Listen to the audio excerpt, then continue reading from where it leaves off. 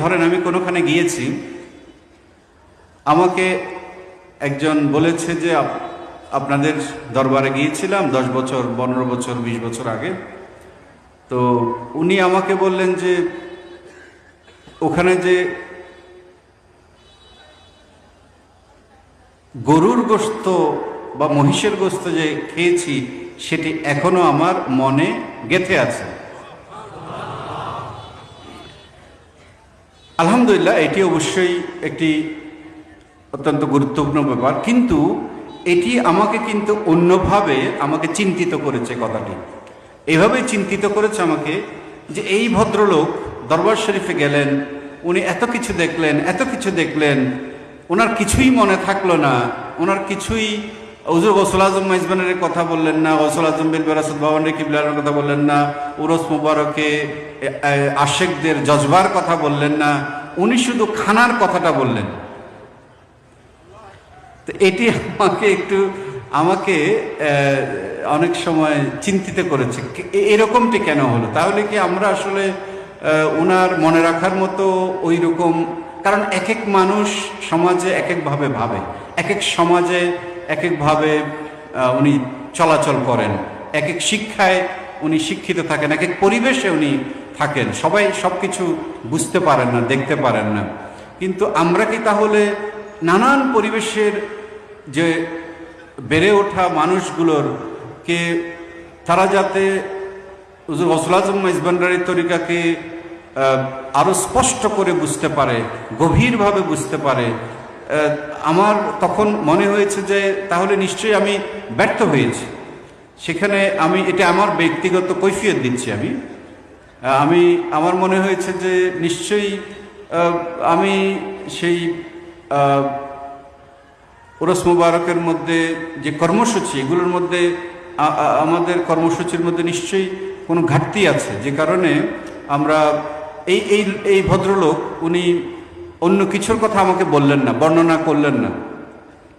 উনি শুধু বললেন যে ওই গরুর গোস্ত বা মহিষের গোস্ত, উনি তবরুকও উনি বলছেন না, কারণ উনি তো তবরুকটা বোঝেন না। তো উনি বলছেন যে মানে ওনার মনে রয়ে গেছে।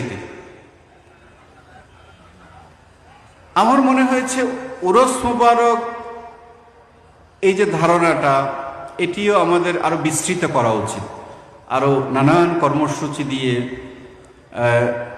এই উরস মুবারকের ধারণাটাকে আমাদের আরো বৈচিত্র্যমণ্ডিত করা উচিত, আরো নানান কর্মসূচি যুক্ত করে, যাতে সমাজের নানান শ্রেণীর মানুষ এটির মহত্ব, এটির গুরুত্ব বুঝতে পারে, এটির থেকে শিক্ষাটা আরো যারা গভীরভাবে ভাবতে পারে না তারাও যাতে এই শিক্ষাটা নিতে পারে, হুজুর গৌসুল আজম মেজবান্ডারির শান আজমত তারা যাতে আরো ভালোভাবে বুঝতে পারে, সেভাবে আমাদের কর্মসূচিগুলোকে একটু আরো ঝাড় জায়গা থেকে, শুধু আমি গৌসুল আজম মেজবান্ডারির কথা বলবো না, সমস্ত উরস মুবারক যেখানেই হয়, সমস্ত ওলির দরবারে, সেখানে এই কাজগুলো করার প্রয়োজন আছে কিনা আমার মনে হয়েছে একটু ভেবে দেখা দরকার।